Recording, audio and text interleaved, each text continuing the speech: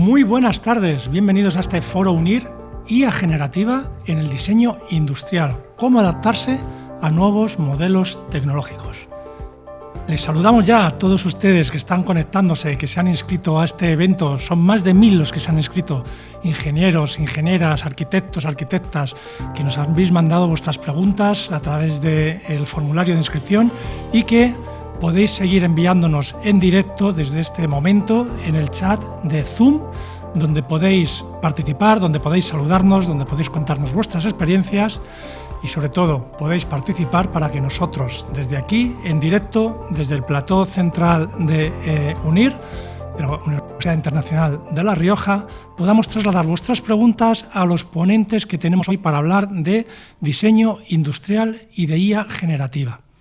¿Por qué hacemos un foro sobre diseño industrial? El diseño industrial es una actividad empresarial transversal a todos los sectores productivos.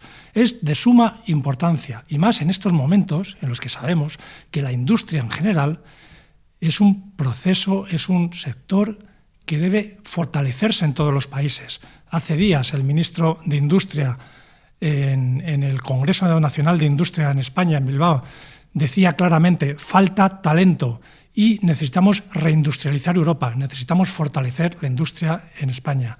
Pues bien, una de las actividades esenciales para poder industrializar, para hacer fuertes nuestras compañías, es el diseño industrial.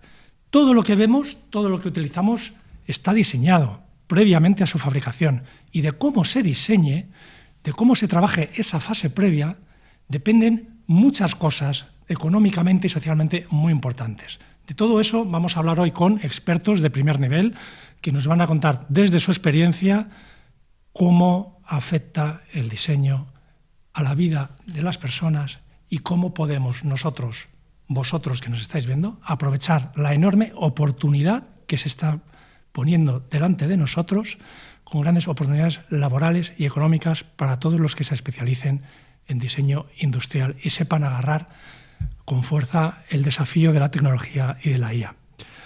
Vamos a contar con un primer ponente de extraordinario valor y experiencia. Es Gonzalo Santamaría Freire. Gonzalo tiene más de 20 años de experiencia en consultoría estratégica y en la dirección de proyectos altamente tecnológicos. Hoy en día es el jefe de área de sostenimiento terrestre en ISDEFE, lo diré bien, ISDEFE, que responde al acrónimo de Ingeniería de Sistemas para la Defensa de España. ISDEFE es una empresa pública, pionera, tecnológicamente hablando, y experta en el terreno de la defensa, del espacio, del transporte y de la energía. Quiero saludar ya a Gonzalo Santamaría, con quien vamos a tener el placer de hablar ahora mismo. Gonzalo, muy buenas tardes, bienvenido, gracias por estar hoy con nosotros. Hola, buenas tardes. Gonzalo, tenemos cientos de personas conectadas, ya nos están saludando, Franco Samaja, Juan Codina, Yusi, Juan Manuel Alonso. La mayoría de nuestra audiencia hoy nos sigue desde España, pero sabemos que hay gente desde otros países también interesadísimos en lo que tengas que contarnos. Voy a dejarte ahora mismo unos minutos para que nos hagas una breve presentación sobre tu actividad, la importancia del diseño industrial y cómo se lleva a cabo en estos nuevos días. Y más tarde te incorporamos a la mesa redonda con el resto de ponentes y resolvemos todas las dudas que nos hagan llegar la audiencia. Adelante. Muy bien, pues, estupendo. Pues muchas gracias y buenas tardes a todos. Como bien se ha comentado, pues yo pertenezco a la empresa ISDEFE. Somos una empresa de ingeniería y consultoría del Ministerio de Defensa, en la cual pues realizamos actividades de todo tipo, evidentemente siempre de muy alto valor añadido, para las administraciones públicas y fundamentalmente para el Ministerio de Defensa. En la charla de hoy, en estos 15-20 minutillos que voy a estar aquí con vosotros, os voy a intentar trasladar por qué en el ámbito de la defensa consideramos que el diseño es importante, crítico para el ciclo de vida de los diferentes sistemas de armas de los cuales se tiene que dotar un ministerio, un país, como es en este caso España. Aquí simplemente os voy a dar una pequeña pincelada de cómo los 3 puntos fundamentales que vamos a tratar hoy, que os voy a tratar hoy. El primero es cómo influye, un poquitín de introducción y de contexto, ¿vale? Intentar entender las peculiaridades de este sector y qué características tienen los activos que se diseñan y que se utilizan. A partir de ahí veremos un poquito más en detalle cuál es el rol o la importancia del diseño a lo largo de todo el ciclo de vida de un activo de defensa. Y finalmente, pues cómo la IA, tanto la generativa como la no generativa, es una herramienta crítica y clave a día de hoy, tanto en el diseño de estos sistemas como la operación de los mismos. Pues sin más, un poquito de contexto. Los conflictos, las guerras, existen, pues, desafortunadamente desde siempre. Para ello, la guerra ha ido evolucionando mucho a lo largo de estos años, de todos estos siglos, y antiguamente lo que venían siendo unos conflictos en los que la superioridad de unos países o de unas regiones o de unos imperios frente a otros se basaba fundamentalmente en el número y la acumulación de recursos que cada uno tenía. Yo tenía ejércitos de 10 millones de personas, pues era mucho más fuerte que el que tenía uno. Yo tenía 1000 barcos, pues era mucho más fuerte que el que tenía 100. Y eso ha ido así sucediendo a lo largo de los años hasta que, incluida la primera mitad del siglo XX, hasta que la tecnología se ha presentado de una manera totalmente decisiva, lo cual ya no solo es importante el tener mucha cantidad de medios, sino tener una superioridad tecnológica con respecto al resto de países o al resto de amenazas. Eso nos lleva hasta la situación actual en la que vivimos en un mundo de hiperconexión, en la que se habla de que los conflictos, las guerras, pues como podéis ver, se transmiten por televisión. Hay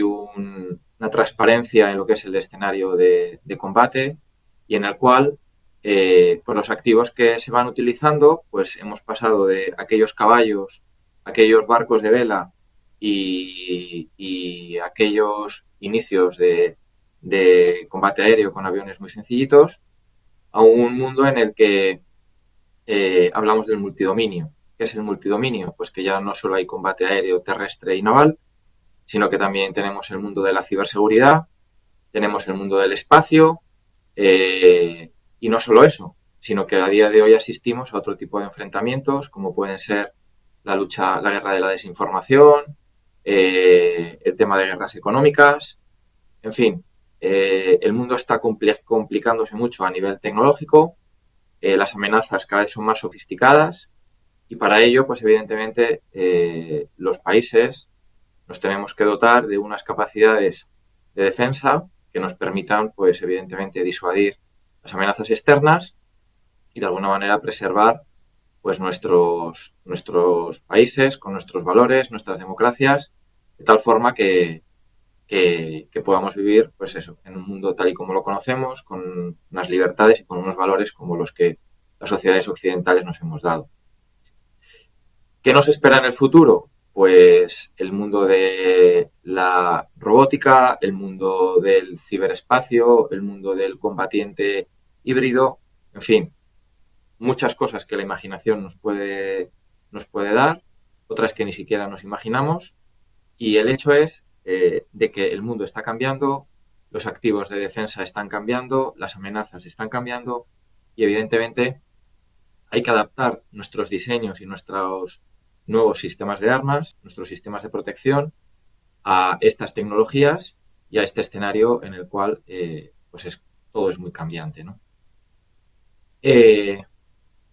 Los activos de defensa tienen una serie de características, ¿vale? Que los hace un poco diferentes del resto de otros activos. Aquí vemos algunos de ellos, evidentemente no voy a repasar todos, pero lo que tenemos que pensar es que son activos tecnológicamente muy complejos, muy complejos, se incorporan las últimas tecnologías, son muy heterogéneos, es decir, no tiene nada que ver un avión de combate con un avión de transporte, con un avión, con un buque, con un submarino, con vehículos terrestres, con armamento, nada que ver. Evidentemente se adquieren dentro del ámbito del sector público, es decir, son los estados los que compran y eso es una limitación. Evidentemente son activos con un alto valor estratégico para los países, tanto a nivel nacional como a nivel en nuestro caso, a nivel europeo o a nivel de la OTAN. Y, y, y hay tres características que los hace especialmente complejos a la hora de adquirirlos. En primer lugar, es que, dada esa complejidad y esa alta necesidad de tecnología, los procesos de adquisición son muy largos. Es decir, desde que alguien decide que tiene que comprar un avión de combate nuevo porque el que tenemos se nos queda antiguo, el tiempo que pasa es muy largo. ¿Eso qué implica? Pues que el avión que yo voy a conseguir volar dentro de 10 años se va a parecer muy poco seguramente al avión que yo tengo a día de hoy pensado, porque la tecnología va a ir cambiando y yo tengo que ser capaz de incorporar todas esas nuevas mejoras tecnológicas a mis plataformas. Con lo cual, tenemos que pensar, como diseñadores, que muchas de las tecnologías que vamos a incorporar en nuestras plataformas de defensa, unas existen, unas están maduras, unas están muy inmaduras y otras ni siquiera existen a día de hoy. ¿Cómo somos capaces de hacer que un producto implante una tecnología que a día de hoy ni siquiera sé que esa tecnología existe? Bueno, pues eso en el ámbito de defensa se da muchísimo.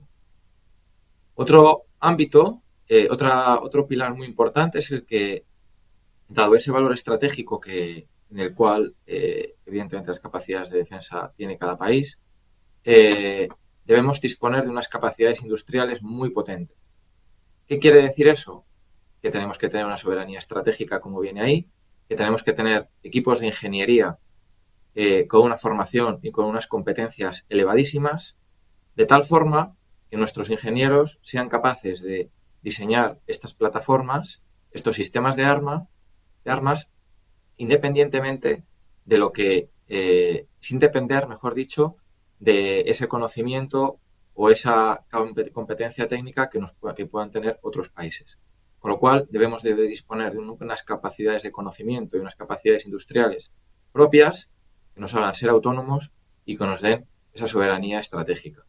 Y por último, los sistemas de defensa, si caro es comprarlos, que lo es, si caro es el I+D, que lo es, y si caro es generar estos equipos de ingeniería, de diseño tan potentes, muchísimo más son los costes de ciclo de vida que eso conlleva.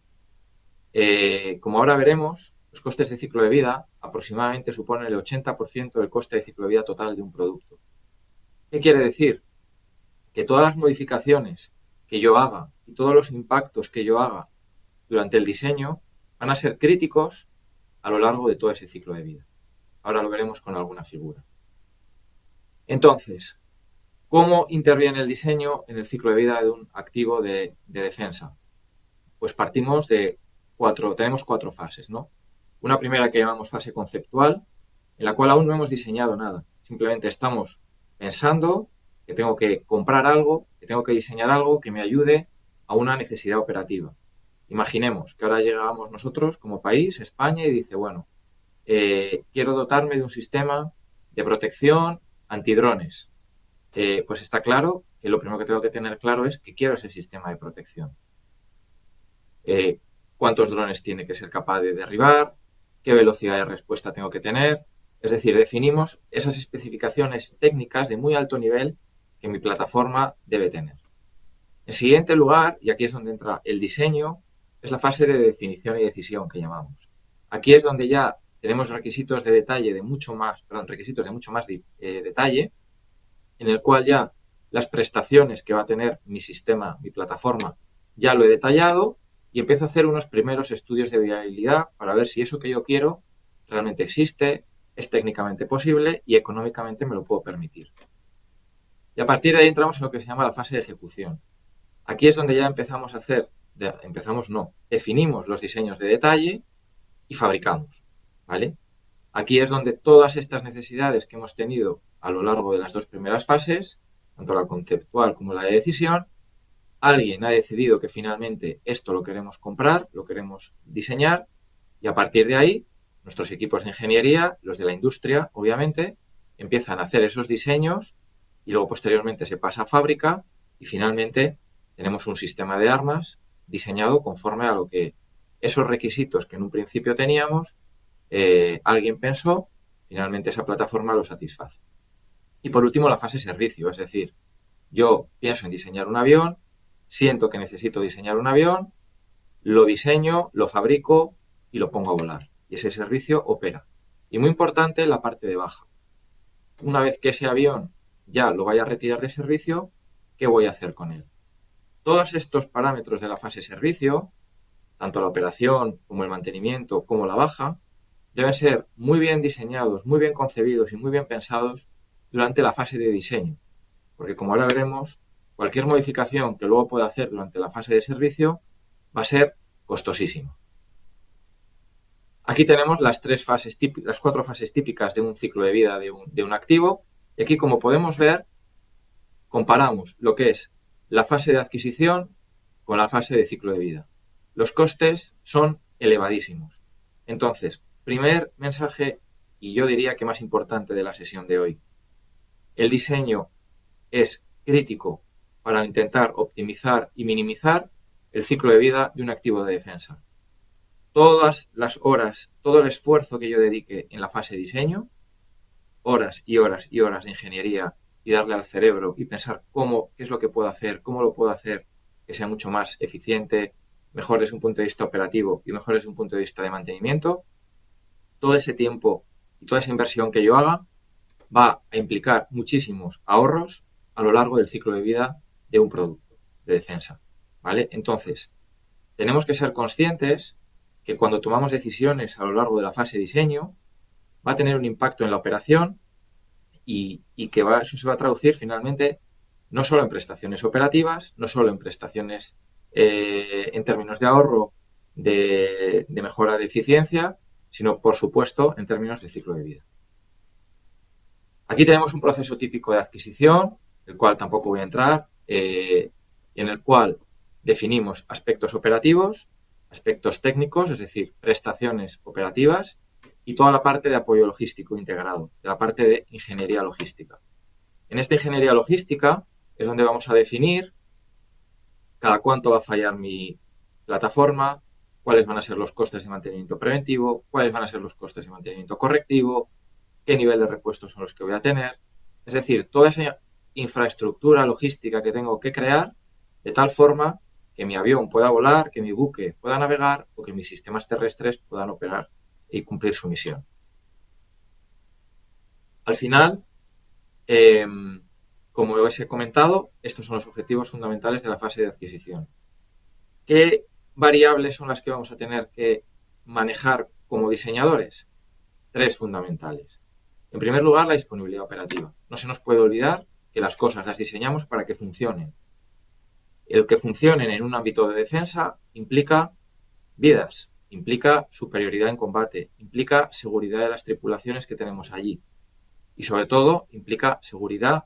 La disponibilidad operativa en defensa está totalmente relacionada con la seguridad, tanto de los usuarios como de las personas a las que estamos protegiendo. Evidentemente hay un perfil de empleo. Tengo que tener claro cuál es la utilización de esta plataforma, dónde se va a desplegar, en qué condiciones va a operar. No es lo mismo operar en el Polo Norte o en condiciones de muchísimo frío extremo que operar en un entorno de desierto. Nada que ver. Mis sistemas no van a funcionar igual. Y por último, tengo que ser capaz de optimizar los costes de ciclo de vida. Porque pensemos que por mucho presupuesto que pueda haber en este momento en defensa, los presupuestos son limitados y siempre tenemos una serie de limitaciones que tienen que hacer que seamos muy eficientes. ¿Cuáles son los parámetros fundamentales de diseño para intentar optimizar este ciclo de vida? Pues yo os he puesto 3. En primer lugar, el diseño basado en la fiabilidad. ¿Qué quiere decir? La fiabilidad es la probabilidad de que un componente o un sistema de armas falle. Con lo cual, yo tengo que diseñar pensando en que cuando hago un diseño, las reparaciones que deben ser o que deben ocurrir debidas a mantenimiento correctivo, debidas a fallos, debemos intentar que sean lo más pequeñas posibles. De tal manera que el sistema funcione el mayor tiempo posible, que su disponibilidad operativa sea lo más alta posible. ¿Maneras de las que puedo aumentar la fiabilidad? Pues evidentemente aumentando la fiabilidad de los componentes, ¿vale? Gastándome más dinero. Por otro lado, haciendo diseños más sencillos, disminuyendo los componentes, dado que está demostrado que cuanto más sencillos son los diseños, menos fallan. Y por otro lado, introduciendo redundancias, dobles, triples, de tal forma que cuando un componente falle, salte su redundancia y mi sistema siga funcionando. Segundo criterio de diseño, la mantenibilidad. La mantenibilidad es la propiedad de diseño, según la cual, una vez que mi sistema ha fallado, lo que tardo en volver a repararlo, hablado de una manera muy sencilla. Una vez que yo he tenido un fallo, ¿cuánto tardo en que esa avería vuelva a recuperarse? Vosotros pensar, un ejemplo muy sencillo que siempre se pone, ¿cuánto tardas una persona normal en sustituir la rueda de su coche y cuánto tarda un Fórmula 1 en sustituir las 4 ruedas de los coches? Eso es mantenibilidad. Ser capaz de que mi vehículo esté parado el menor tiempo posible y de tal forma que una vez que ha fallado, que no es lo ideal, pero si fallara, yo soy capaz de recuperarlo lo más rápido posible. Como podéis imaginar, la fiabilidad y la mantenibilidad son complementarias. Es decir, la fiabilidad es el tiempo que está funcionando el vehículo. Una vez que este falla, entra la mantenibilidad y la suma de los dos tiempos me da el ciclo operativo completo. La disponibilidad operativa es nuestra variable fundamental. ¿Qué queremos en ella? Maximizarla. ¿Maximizarla qué es? Que los sistemas funcionen el mayor tiempo posible en las condiciones para las que los hemos diseñado. Para eso, tengo que las paradas de cada uno de esos sistemas de armas que sean lo más cortas posibles. Es decir, el denominador tengo que intentar hacerlo lo más pequeño posible. Entonces, desde el punto de vista de diseño, ¿qué técnicas son las que se recomiendan para optimizar este ciclo de vida? Pues todas las que veis aquí. Diseños modulares, diseños simples, sencillos. Nosotros en defensa siempre decimos que lo simple es bello. Y esa es la realidad. Es difícil. A los ingenieros nos suele gustar cosas complejas, soluciones complicadas. Muchas veces se intenta ver lo difícil que es lo que yo he hecho. Pues no. En este caso, lo que tratamos es de resolver problemas difíciles de una manera muy sencilla. Más recomendaciones, sensorización. Hoy en día, como ahora veremos, con todas las nuevas tecnologías de inteligencia artificial y demás, necesitamos que nuestros sistemas vengan muy sensorizados. A la vez, intentar estandarizar todo lo posible en cuanto a diseños ergonómicos, sostenibles y, por supuesto, que sean interoperables entre sí. Que si yo diseño un avión, este avión sea capaz de intercomunicarse con sistemas terrestres, con sistemas navales o con sistemas de otros países. Yo soy español, nuestros sistemas son españoles, pero resulta que me quiero conectar con un francés, con un alemán, con un americano o con un japonés. Tengo que ser interoperables nuestros sistemas. ¿Cómo entra ahora la parte de inteligencia artificial? ¿Cuál es el papel de la IA? Pues está claro que de una manera de lleno completamente. Todo se basa en la industria 4.0, todas las nuevas técnicas de fabricación están basadas en industria 4.0 y yo aquí os quería simplemente dar una pincelada de cómo la IA puede participar en 4 técnicas muy concretas. En primer lugar, en la parte de analítica de datos.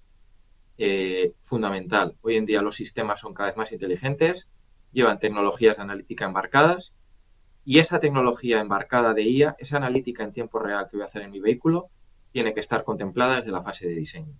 Los modelos, los algoritmos y los sistemas de comunicaciones tienen que venir pensados y diseñados desde el principio. Lo siguiente, para temas de simulación. Pensar que cada vez la simulación es fundamental, pero cada vez más. ¿Eso qué quiere nos va a dar pie? A los gemelos digitales.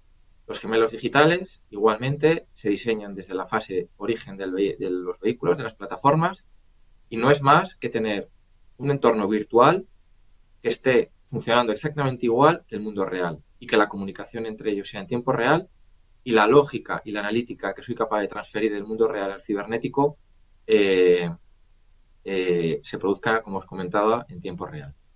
Y por último, dos plataformas, tema de realidad aumentada y realidad virtual. En ambos casos, tanto para formación, adiestramiento, toma de decisiones, sistemas de mando y control, tanto la sensórica de los vehículos, como todas las comunicaciones, como todos los datos que yo voy a poder estar viendo en tiempo real de los distintos vehículos que yo tengo desplegados en operaciones, como vemos en esta imagen, me van a estar mandando información en tiempo real que yo tengo que ser capaz de procesar, analizar y tomar decisiones a partir de ella.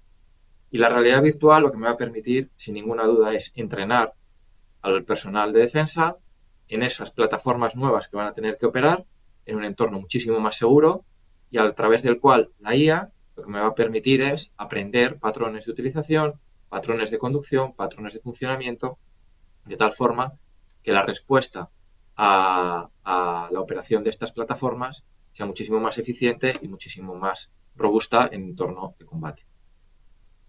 Entonces, a modo de resumen, las cosas que os he ido contando. La primera y para mí más importante de toda esta sesión es que las decisiones que tomemos en la fase de diseño son críticas a lo largo de todo el ciclo de vida de un sistema de armas. Pensar que un sistema de armas puede durar 20, 30, 40 años y las buenas o malas decisiones que yo tome las voy a arrastrar tanto a nivel operativo como a nivel de costes de ciclo de vida. Los diseños deben ser muy sencillos, flexibles, escalables e interoperables. Debemos utilizar la tecnología siempre que podamos durante la fase de diseño. Toda la tecnología que podamos, IAs u otro tipo de herramientas, las debemos incorporar a nuestros diseños. Y por último, tanto para el diseño como para la operación, la inteligencia artificial, como no puede ser de otra manera, es algo ya, de hecho, disruptivo, que va a cambiar completamente la manera en la que los sistemas operan, la manera en la que el combate se va a producir y la manera en la que las amenazas van a ser tratadas. Con lo cual, esta es un poquito mi visión, cómo lo veo desde el ámbito de defensa y las oportunidades, desde luego, son infinitas y bueno, y para eso necesitamos cantidad de gente súper cualificada y con muchas ganas de trabajar en este ámbito. Muchas gracias a todos. Muchas gracias, Gonzalo. Fantástica presentación que nos deja claro no solamente la importancia del diseño, sino la gran importancia que tiene también dentro de la industria de defensa, dado que la industria de defensa es extensiva, digamos, en el uso de tecnología punta.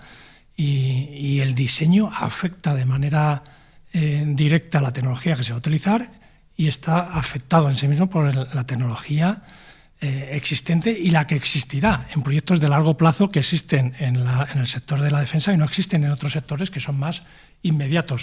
Vamos a hablar de otros sectores, vamos a hablar de otros ámbitos del diseño industrial, pero creo que este marco que nos has dibujado es muy interesante para poder desarrollarlo en otros ámbitos. Quiero presentar ya a nuestros dos ponentes que te van a acompañar en la mesa redonda, Gonzalo. Son Antonio González Jiménez, ingeniero de materiales y docente. ¿Qué tal, Antonio? Te veo saludar. Y docente del máster en diseño industrial y desarrollo de productos de UNIR. Buenas tardes, Antonio, ¿cómo estás? Hola, muy buenas tardes. Gracias por la invitación. Un placer. Y también es un placer tener con nosotros y saludar a Giulia Forestieri, que es ingeniera civil y es doctora en Ciencias e Ingeniería para el Medio Ambiente, también profesora en UNIR. Buenas tardes, ¿cómo estás, Giulia? Buenas tardes a todos, muchas gracias por la invitación. Un placer. Bueno, creo que Gonzalo ha dibujado un marco de conversación bastante interesante. Nos preguntaban en el chat si era la industria de defensa el marco idóneo para hablar de diseño industrial. Creo que Gonzalo a lo largo de su presentación ha dejado claro que es una de las industrias en las que tiene un peso muy considerable, pero Antonio, como experto, como docente en UNIR, en el máster de diseño industrial, ¿qué otras industrias son extensivas en el uso de la tecnología? Y sobre todo, hablando de inteligencia artificial, ¿cómo afecta la inteligencia artificial y en qué procesos del diseño industrial moderno puede utilizarse? De acuerdo, pues gracias por la pregunta. La verdad es muy interesante y yo voy a empezar un poco pues, por poner el contexto, ¿no? Y digamos, cuando hablamos de diseño industrial, uno sí que puede tener, digamos, por defecto, se le vaya la imagen siempre a un diseño que tiene que ver con el mueble, que tiene que ver con el ocio, ¿no? Donde, pues, teóricamente o históricamente nos hemos relacionado en las escuelas de diseño, ¿no? Donde arquitectura y diseño han ido siempre desde hace pues, más de 100 años, ¿no? Desde el Bauhaus en adelante, a llevar un poco el mundo de la ideación, ¿no? La función y la forma como ejes principales. En ese sentido, lo que siempre intento dejar claro tanto a alumnos como con gentes con los que hablo es que todo está diseñado realmente, todos los objetos que tenemos a nuestro alrededor en algún momento de la vida han sido diseñados y han sido diseñados con un rol específico y con unas funciones, ¿no? Cuando uno se enfrenta a esto, pues puede pensar dónde o qué sectores requieren de un diseño industrial más detallado, ¿no? Donde venimos un poco a los métodos de fabricación, ¿no? Y es un poco la relación entre la capa creativa de ideación, de exploración, con una capa técnica, ¿no? Conocer de materiales, conocer de procesos de fabricación, de transformación, de tipos de industrias. Al final consiste en saber relacionar pues, problemas con soluciones. Entonces, es digamos, modelo que nos rodea por todas partes y la especialización pues va un poco ya dependiendo de pues, las industrias en las que nos movemos o los intereses particulares que tengamos. En ese sentido, también un poco por contestar a tu segunda cuestión o pregunta, cuando hablamos de la introducción de la inteligencia artificial, pues estamos hablando normalmente también en este mundo nuestro de un cambio de paradigma. ¿Dónde afecta la inteligencia artificial al diseño industrial, digamos, de los últimos años? Pues sobre todo lo que nos va a permitir es una aceleración de la generación de alternativas, ¿no? De formas, de arquitecturas del producto, nos va a reducir el coste de explorar caminos que antes se descartaban por falta de tiempo, nos va a ayudar a trasladar el valor de proponer ideas y ser capaces de formular bien el problema, ¿no? Pero sobre todo, la inteligencia artificial, al menos a día de hoy, lo que necesita es tener un buen director, ¿no? Que seamos capaces de guiarla hacia lo que nosotros queremos obtener. Es decir, va a requerir de gobernanza. Vamos a necesitar ser unos profesionales que sepamos distinguir las calidades de los datos, la trazabilidad y la verificación. Y ahí es donde tal vez haya que hacer más hincapié también a la hora un poco de la formación, ¿no? Somos capaces de llegar a técnicas de diseño generativo, de optimización topológica para ir reduciendo pues pesos, ir optimizando geometrías, por ejemplo, en base a nuevas tecnologías de fabricación, como puede ser la fabricación aditiva. Y esto hay que mezclarlo con una experiencia conversacional y rápida. ¿no? Donde seamos capaces de, por un lado, utilizar los avances para tener una aceleración en los requisitos, los protocolos de ensayo, los resúmenes de normativas, que muchas veces nos van a delimitar el marco de actuación, y facilitar la comunicación entre perfiles, ¿no? El diseñador industrial normalmente va a partir como, digamos, un director de orquesta, y su rol normalmente es, digamos, que se le considera como un conocedor de mucho y experto en muy poco, ¿no? Es aquella persona que tiene que conocer tanto del diseño, de la fabricación, de la calidad, y a la vez nunca es el experto de ninguna de esas materias, ¿no? Por lo general. Entonces, Muy bien. justamente es un perfil que es muy importante en las empresas, porque es el que va a ser el hilo conductor o la tela de araña entre los distintos sectores empresariales e industriales. Muy bien. Quiero preguntar a Julia, por terminar, de dar contexto a esta conversación desde otro punto de vista seguramente muy distinto. Julia, ¿cómo influye el diseño en aspectos como la sostenibilidad, en el que tú eres una experta? Cuéntanos. Bueno, lo que nos ha dejado claro Gonzalo con su intervención, sobre todo al final, en la diapositiva final, lo que ha quedado claro, ¿no? Que el diseño como tal ya no es, decimos, una fase aislada, o sea, lo tenemos que entender como una parte integrante de un sistema mucho más complejo que es el ciclo de vida, ¿no? Entonces, cuando hablamos, ¿no? de diseño, es muy importante, ¿no? Enfocarnos en todas las fases, todos los elementos, ¿no? que están involucrados para un diseñador de interior, de industrial, ¿no? Sobre la parte del comportamiento, la parte de simulación, ¿no? De las condiciones ambientales, que es un punto que ha tocado mucho, ¿no?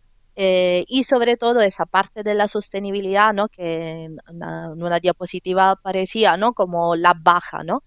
Que hacemos al final del ciclo de vida, ¿no? Con ese avión.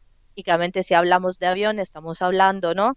De toda una serie de materiales que, según el enfoque de la economía circular, nosotros tenemos que pensar desde la fase ya inicial del diseño qué hacemos con estos materiales, ¿no? Hoy en día ya no se diseña para un uso y un final, o sea, ese final tiene que ser nuevamente el comienzo de una nueva fase de diseño que permita que esa vida útil que nosotros hayamos programado en realidad nunca termine, ¿no? Quizá uno de los desafíos un poquito más complicados, ¿no? Sería ni siquiera al final de ciclo de vida útil, ¿no? Es más bien, sobre todo en el sector de la defensa, ¿no? Quizás más la obsolescencia tecnológica, ¿no? Que decía Gonzalo, ¿no? O sea, nosotros llegamos a diseñar a 10 años un avión que ya es viejo después de los 10 años, porque cuando lo hemos pensado, la tecnología no existía, ¿no? Entonces, quizá la inteligencia artificial nos puede ayudar mucho también a mejorar esos aspectos de sostenibilidad que son ya mandatorios, ¿no? Con los objetivos de desarrollo sostenible, ¿no? En todas las partes del mundo, ¿no? Entonces, como diseñadores, acogernos, ¿no? A esta posibilidad, ¿no? De utilizar herramientas que hoy en día nos permitan diseñar de una manera sencilla, pero siempre sostenible, ¿no? Yo lo digo siempre a mis estudiantes en mis clases, ¿no? Antes teníamos posibilidad de elegir, ¿no? De cómo hacer las cosas, ¿no? Hoy en día es obligatorio, o sea, tenemos que diseñar de una manera que todo lo que hagamos sea sostenible y dejar a las personas que vivirán luego nuestro planeta realmente una herencia positiva. Ajá. Muy bien, estamos hablando de diseño industrial y de inteligencia artificial, es la palabra de moda, mágica, del momento que habéis coincidido los tres que hay que incorporar sí o sí a nuestros procesos de diseño. Pero tengo una pregunta para Gonzalo, no sé si es una pregunta difícil o tienes una respuesta muy clara ya. Has hablado de que el diseño industrial tiene que ser fiable, lógicamente en todos los ámbitos, pero en el ámbito de la defensa seguramente más. has hablado incluso de que un mal diseño puede costar vidas o puede suponer una desventaja en un momento crítico. Los que sabemos poco de inteligencia artificial a día de hoy, todavía no nos fiamos del todo de los outputs que genera la inteligencia artificial, especialmente la IA generativa. ¿Cómo se valida en el proceso de diseño industrial, en aquellas fases en las que se utiliza inteligencia artificial, los outputs de la IA? Bueno, eso desde luego es un reto ahora mismo. Que tenemos claro que la IA existe y ha venido para quedarse. Y ha venido para quedarse porque, nos guste o no, cantidad de procesos que a día de hoy se hacen de manera humana se harán a través de modelos de inteligencia artificial. Hay una parte muy importante de la cual evidentemente no hemos hablado, pero que en el mundo de la defensa es crítica, que es el tema de la explicabilidad. Es decir, nosotros cuando aplicamos inteligencia artificial tenemos clarísimo que necesitamos entender qué está pasando ahí dentro. No nos vale una caja negra, yo compro un componente, tengo una entrada, una salida y ya está, me fío, no me puedo fiar. Y no me puedo fiar porque la amenaza que tengo enfrente tengo que ser capaz de entenderla y bloquearla. De tal forma que si yo no soy capaz de entender mis modelos, no soy capaz de explicar lo que está pasando ahí dentro, voy a tener un problema, que es que los usuarios de esos vehículos o de esos aviones o de esas plataformas no se van a fiar. Entonces necesitamos que lo entiendan, necesitamos validarlo y necesitamos que todos los diseños que incorporen inteligencia artificial estén sujetos a las políticas de explicabilidad que a día de hoy están vigentes y desde luego desarrollarlas de tal forma que garanticemos, por un lado, la robustez del diseño y, por otro lado, le traslademos esa confianza al usuario final, que tenemos que entender que no son técnicos, no son expertos, pero tienen que sentirse cómodos operando esas plataformas. Ajá, entendido. Antonio, tengo una pregunta aquí en el chat que te quiero trasladar. Antes quiero recordar a todas las personas que nos están siguiendo que pueden dejar sus preguntas, sus comentarios en el chat de la sesión y se las vamos a trasladar directamente y en directo a nuestros ponentes. Seguro que es lo más interesante, que las preguntas que tengan ustedes nos las trasladen porque serán las que más les interese escuchar una respuesta. Antonio, mira, nos dice Yesenia Mendoza. Saludos. ¿Cómo acoplar la IA para una planta con un diseño industrial de bastantes años de antigüedad, donde se busca sistematizar aprovechando los recursos existentes? Entiendo que esto es algo que puede ocurrirle a muchas empresas, más en un tejido industrial como el español, en el que hay mucha pequeña y mediana empresa, no tan potente como las grandes corporaciones que tienen muchos más recursos, ¿no? ¿Cómo se lleva a cabo este proceso? Sí. Pues es una pregunta muy interesante porque, como comentas, es cierto que muchas empresas, por ejemplo, el tejido industrial español está formado por una mayoría de pequeñas y medianas empresas, ¿no? Que tienen un músculo financiero pues mucho más pequeño que grandes empresas o multinacionales. En ese sentido, la recomendación es ir poco a poco, ¿no? Parece lógico, pero un poco para desarrollarlo, la idea es poder establecer o coger criterios que ya tenemos, con los que ya contamos, y sacar información sobre ellos. Entonces, el primer paso que yo daría para integrar un poco a nuestra empresa dentro de la industria 4.0, por así decirlo, o dentro de estas habilidades, sería ser capaces de trabajar con nuestros propios datos. Es decir, hacer un sistema de gestión de la información que podamos trasladar a pues una acumulación o una base de datos muy grande que nos permita, por ejemplo, reducir errores, ver dónde hay acumulaciones o paradas y qué problemas tenemos, qué tipo de problemas, cada cuánto se repiten, porque en esos datos es donde ahora mismo nosotros podemos trabajar con modelos que nos den resultados y nos den cuál va a ser el foco de mejora o dónde conviene centrarnos a la hora de adaptarnos. Obviamente no consiste en cambiar la tecnología de toda la empresa, de repente que nada valga lo que teníamos y que todo se tenga que comprar de nuevo. Sí que hay pues, medidas intermedias, como por ejemplo añadir sensórica para tener pues, capacidad de conseguir cada vez más y mejores datos, ¿no? Y es esa información, esos datos, el base o la base que vamos a tener para mejorar a partir de un buen análisis de esos datos, y donde la inteligencia artificial, digamos, a día de hoy nos puede ayudar es en ese primer análisis para ver cuáles son nuestros márgenes de maniobra con los presupuestos o equipamiento de los que disponemos. A partir de ahí ya se pueden ir integrando pues, nuevas tecnologías. Cada vez que haya que modernizar algo, se irá aumentando esto, pero poco a poco yo diría que lo primero es ser capaces de obtener información de nuestros propios datos, de nuestro trabajo del día a día. Ok, claro. Siempre llegamos al origen de todo, que son los datos a partir de los cuales podemos trabajar. Nos están llegando ya más preguntas a través del chat y nos llegan comentarios. Una cosa importante quiero contarles antes de continuar con las preguntas, porque hay también algún comentario. Antonio es profesor en el máster de diseño industrial de UNIR, un máster, una maestría que se estudia completamente online.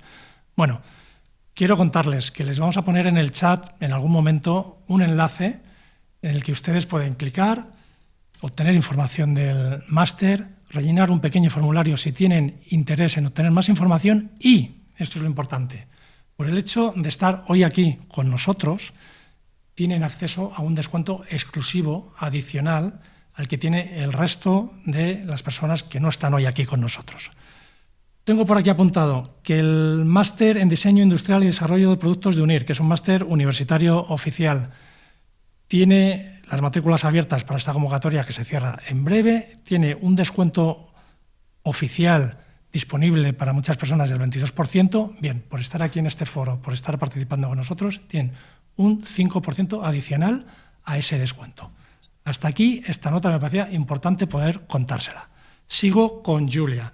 Y sigo con una de las preguntas que nos llegó en el formulario de inscripción a este evento, el que ya has empezado a contestarnos en tu primera respuesta, nos has dado un buen marco, pero a mí me gustaría que bajásemos un poquito más a tierra y pudiésemos darnos ejemplos concretos, ideas concretas. Nos dice Ángel Siza, ¿cómo puede la IA ayudarnos a pasar de una economía de objetos atractivos, yo añadiría objetos atractivos, bonitos, caros y a veces inútiles, a una economía de sistema circular? Julia. Vale, ok, pues quizás haya mucha confusión sobre el tema, ¿no? De pensar que si algo es bonito no sea a la vez funcional, ¿no? Recordemos los principios fundamentales, ¿no? del diseño, ¿no? Cuando nosotros diseñamos, respetamos los principios clave, ¿no? Que nos enseñó Vitruvio en el 15 a.C., ¿no? Nosotros diseñamos la forma, diseñamos para que lo que estemos diseñando tenga una función, o sea, un cumplido, y también que a la vez sea resistente, ¿no? Y una cosa importantísima para que todo eso se pueda realizar es necesario poderlo construir. O sea, nosotros pasamos por una parte importantísima que son los materiales, ¿no? Si nosotros no tenemos un material al día de hoy para poder construir, pues no tendríamos los objetos alrededor, ¿no? Entonces la IA entra en muchas fases, porque nosotros podemos seguir diseñando bien con ese principio, ¿no? de la estética, pero a la vez la IA, por ejemplo, nos puede ayudar a analizar precisamente esos datos, ¿no? que mencionaba también Antonio antes, o sea, en todo lo que son esos patrones de uso que ya hemos detectado porque ya hemos construido, ¿no? Entonces ya hemos tenido un aprendizaje previo. Entonces, de alguna forma, la IA nos ayuda a diseñar la siguiente vez, ya previendo esos fallos que tenemos que evitar, o prever esas situaciones, esas condiciones, sobre todo relacionadas con los materiales, ¿no? Frente, por ejemplo, a condiciones externas, a condiciones climáticas, ¿no? Entonces ahí la IA es importantísima porque realmente nosotros hacemos ensayos, podemos verificar mediante pruebas de laboratorios, ¿no? Cuáles son los comportamientos, pero la IA ya analizando todos esos datos con esa analítica potente, ¿no? De datos y simulaciones, realmente puede prever lo que podría ser un escenario del futuro. Entonces, tener toda una serie de, evitar, ¿no? Una serie de intervenciones, ¿no? Que nos ayudarían, pues, luego a tener ese diseño bonito, ese diseño funcional y a la vez totalmente resistente y durable en el tiempo, ¿no? Que pueda cumplir ese ciclo de vida. Ajá. Gonzalo, nos llegan muchas preguntas que nos piden concretar herramientas concretas de inteligencia artificial que se utilizan en los distintos procesos del diseño. Y otra pregunta, en este caso de DMN, no sé bien a qué responde, a lo mejor es un David o a lo mejor es una Daniela, que nos dice: hola, ¿podríais citar la intervención de la IA en el proceso de diseño, en la investigación, la ideación y desarrollo, y qué tipo de IA sería? Bueno, pues a ver, herramientas concretas.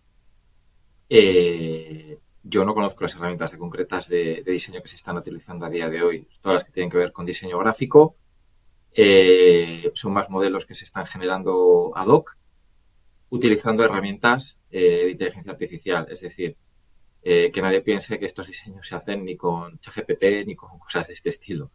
Evidentemente son modelos propios que se están desarrollando dentro de cada compañía que finalmente terminan en un diseño, ¿vale? En cuanto a la segunda pregunta, no recuerdo muy bien cuál era, disculpa, si me puedes repetir.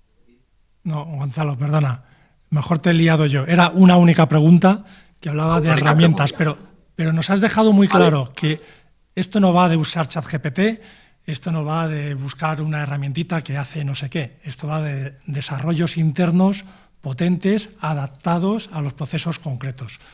Claro, es decir, lo que se utiliza es basado en las herramientas, o sea, hay mucho modelos propios, mucho Python, mucho R, y a partir de ahí se generan las diferentes técnicas, pues eso, mucho red neuronal, pero suelen ser modelos propios que cada gran compañía evidentemente tiene.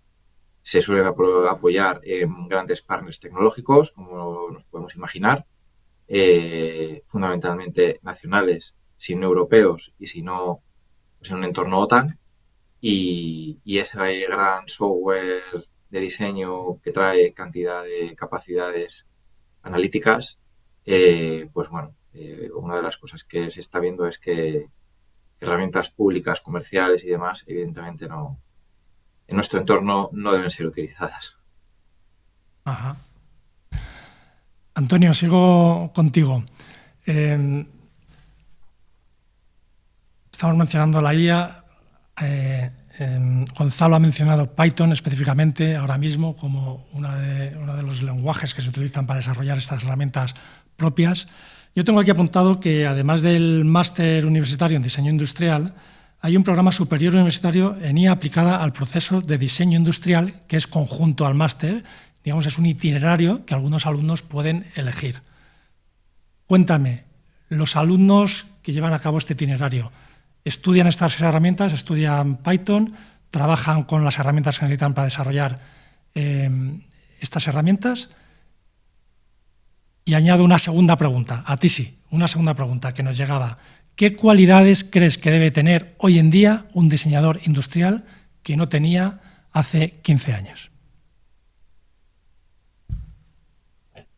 Bueno, pues en primer lugar, relacionado a tu primera pregunta, sí, justamente, bueno, digamos que, como sabemos, digamos que la educación superior, tanto aquí en España, como modelos europeos, como internacional, pues los cambios en los planes de estudio no son muy rápidos de llevar a cabo, ¿no? Para acelerar ese proceso, justamente, pues dentro de UNIR, lo que se hizo es, oye, pues vamos a intentar ofrecer un curso o una ayuda que vaya de la mano a nuestro máster de diseño, pero que incorpore esas herramientas para aplicar la inteligencia artificial.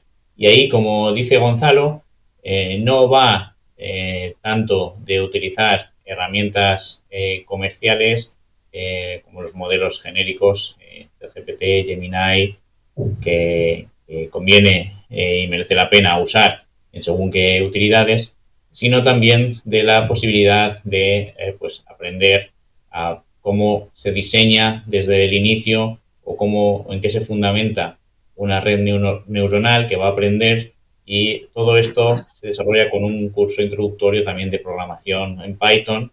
Es un poco el mecanismo más sencillo para alguien que no es experto en programación, porque recordemos que lo que estamos viendo siempre es justamente que no podemos saber de todo, pero sí que queremos saber cómo funciona, ¿no? Porque en base a eso, como también comentaba Gonzalo, eliminamos la caja negra, ¿no? De saber, oye, ¿cómo consigues el resultado según lo que yo te he preguntado? ¿Qué es lo que hay entre medias?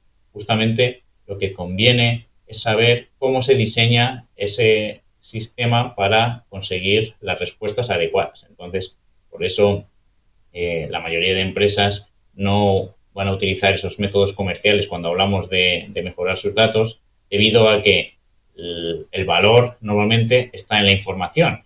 Y, por ejemplo, en el caso de Gonzalo, que estamos hablando hoy, en el sector defensa, como sabemos, el acceso a la información es prácticamente inexistente, ¿no? Las compañías se tienen que asegurar perfectamente de que todo sea confidencial, de que no haya fugas, de que no pueda estar eso en redes comunes, por lo cual estarías incumpliendo pues cualquier tipo de legislación si metes datos confidenciales para hacer tus pruebas con este tipo de modelos. Por eso intentamos dar ese plus, ¿no? Ese complemento adicional para tener esa visión. También, obviamente, dentro de las asignaturas se da una visión donde aprendes a utilizar herramientas ya existentes que te ayudan tanto a generar geometrías, a generar elementos tridimensionales de modelado, incluso generación de modelos sin ser capaces de diseñar o de dibujar en programas orientados, ya que todo esto también es importante, ¿no? Pero es muy importante dentro del sector pues saber ir a la base y tener el conocimiento, que es lo que nos permite luego mejorar los sistemas de verdad. Y me he extendido tanto en esta primera parte que no me acuerdo cuál era la segunda pregunta. No, yo creo que nos has hablado. En cualquier caso, le voy a trasladar a Julia, que está aquí también con nosotros, la misma pregunta para que nos lo complemente. Julia, desde tu punto de vista y como experta también en diseño industrial aplicado a sostenibilidad, ¿qué cualidades debe tener un diseñador industrial hoy en día que son distintas a las que eran en el pasado? Y específicamente te pregunto a ti, para dedicarse a diseño industrial especializado en proyectos sostenibles. Vale, pues decimos que la sostenibilidad en realidad siempre ha habido, ¿no? Simplemente que hoy en día tenemos el apoyo de la tecnología, ¿no? Que antes sí era, decimos, en una evolución, pero una evolución un poquito más lenta, ¿no? Yo diría, quizás para ponerle un adjetivo a un diseñador del día de hoy, la flexibilidad. O sea, la flexibilidad, adaptarse a todos esos cambios que estamos viviendo, que están ocurriendo a una velocidad que es casi imposible, ¿no? Prever, ¿no? Lo que pasará mañana, ¿no?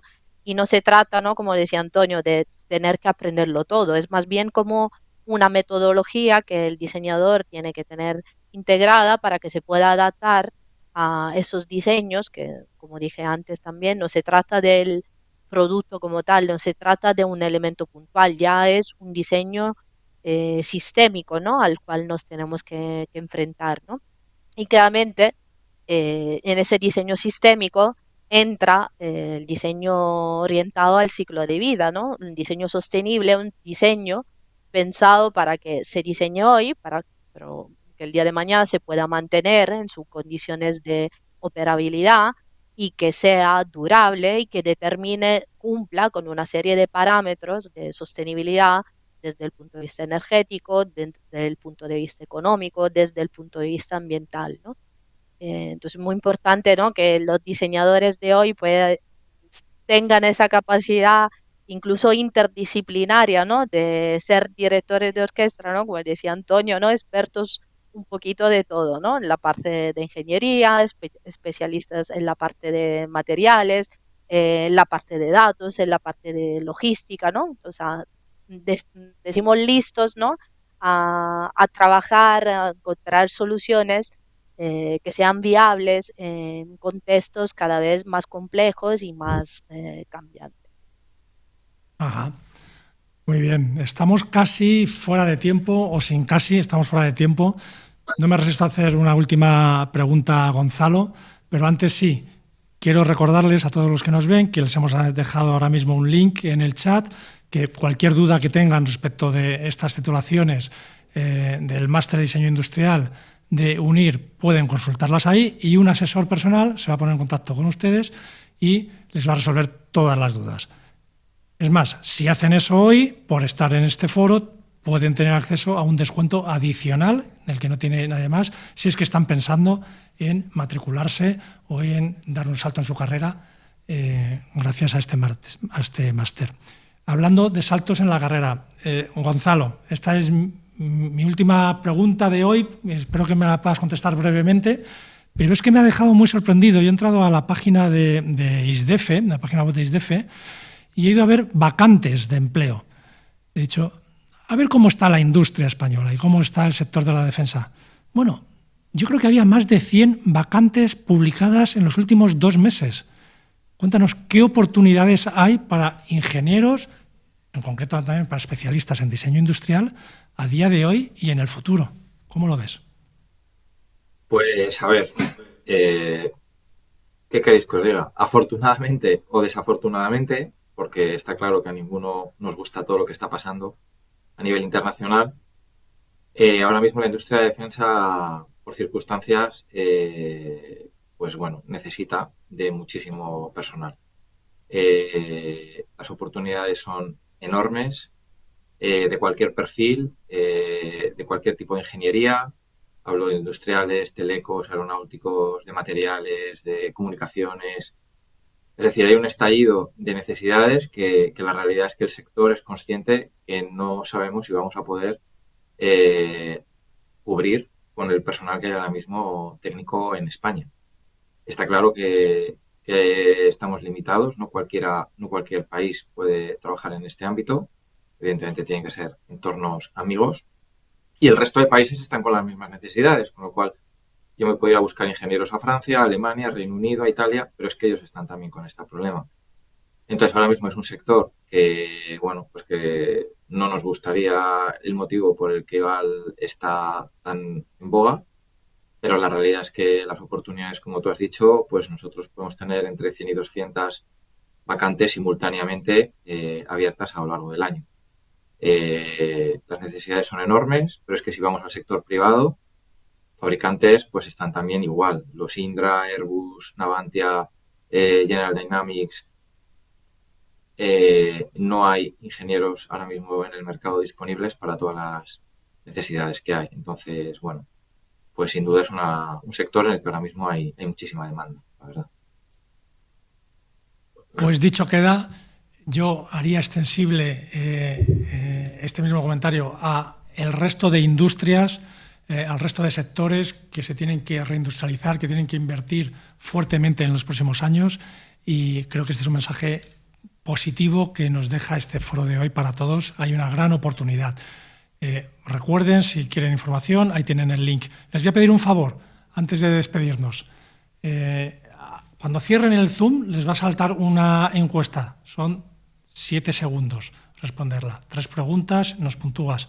Si no te ha gustado nada, nos puntúas. Si te ha gustado, puntúanos bien, porque eso nos ayuda a seguir haciendo foros como este, gratuitos, abiertos, y poder invitar y traer a ponentes como los que hemos tenido hoy. Gonzalo Santamaría Freire, Antonio González Jiménez y Julia Forestieri, espero decirlo bien. Muchas gracias a los 3. Ha sido un placer contar con vosotros. Muchas gracias. Muchas gracias a vosotros. Gracias. Muy bien. Y a todos ustedes que nos han seguido, muchas gracias también por los comentarios. No hemos podido hacer todos, hemos intentado agrupar por tipologías de preguntas que nos llegaban. Ya saben que tienen ese link para seguir pidiendo información sobre el máster de UNIR. Y adicional a eso, aquí siguen teniendo Foro UNIR cada día con distintas temáticas. Consulten la agenda y podrán verlo. Ahora les voy a dejar con unas imágenes muy bonitas, muy inspiradoras. Yo lo puedo contar personalmente. He estado en esos lugares, aquí lo están viendo, en las graduaciones de UNIR, en muchos países de España, de Latinoamérica, en los que miles de alumnos se gradúan delante de sus familias y delante de sus seres queridos. Les dejamos. Hasta otro Foro UNIR. Muchas gracias. Yo os propongo que seáis de ese tipo de personas, de aquellas que actúan como vectores de paz, de amabilidad y de visión positiva. Esa es la más eficaz y más práctica manera de luchar por hacer mejor nuestro mundo. Si alguna vez cultiváis la crítica, sed benévolos. Benevolencia no quiere decir tolerancia de lo ruin o conformidad con lo inepto, sino voluntad del bien. En vuestro caso, deseo ardiente de ver realizado el milagro de la belleza. Encontré la UNIR, me gustaron bastante las condiciones, dije, bueno, pues ¿por qué no? Al final es la universidad del futuro. Desde el primer momento te apoyan, sacan lo mejor de ti como ser humano y el valor añadido que me ha dado no tiene precio, es oro. Importantísimo es el mentor, es una persona que es como el buen padre de familia, siempre está pendiente de uno. Gente profesional y además pues con una amabilidad personal increíble. Pero ellos lo hacen aún mucho más fácil para uno. Al final no tienes un horario establecido, lo puedes hacer como tú quieras, desde donde quieras, siempre y cuando tengas acceso a internet, y la verdad que es la mejor decisión que puedes tomar. UNIR me ayudó a poder completar mi carrera desde cualquier parte del mundo. Queridos graduados, sabed que nos sentimos profundamente orgullosos de haber podido contribuir a vuestra formación y que nos tendréis siempre a vuestra disposición para lo que podáis necesitar de nosotros. La calidad de la enseñanza para mí ha sido brutal. Pues de UNIR tengo que decir que es una especie de reloj suizo. Todo está súper bien organizado. En otra universidad normal no podría haber sacado la carrera. Es uno de los grandes pilares que tiene UNIR, la facilidad de compaginar el estudio con el trabajo. Y estoy muy contenta. El esfuerzo personal ha valido muchísimo la pena. Es genial poder contar con un grado después de tantos años y de tanto esfuerzo dedicado. Me han dado la opción de poder cumplir un sueño que hace tiempos lo tenía en mente. Gracias, UNIR. Invertir en tu futuro, en tu educación y en tu profesión es la mejor inversión que se pueda hacer. Y aquí estamos llenos de alegría. Finaliza una etapa, pero comienza otra más importante de nuestra vida, que es la profesional.